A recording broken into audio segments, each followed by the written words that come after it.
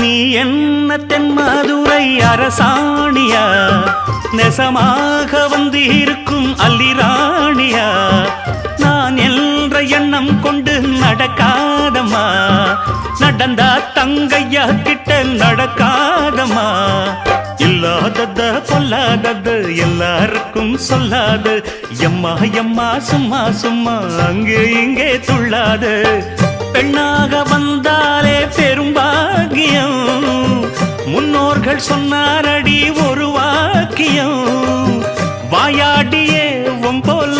பெண்ணாலே பெண்ணின் புகழ் மங்கும் தன்னாலே பாட்டு படிக்கும் குயிலே பாட்ட நீ பாட்டு ஒயிலே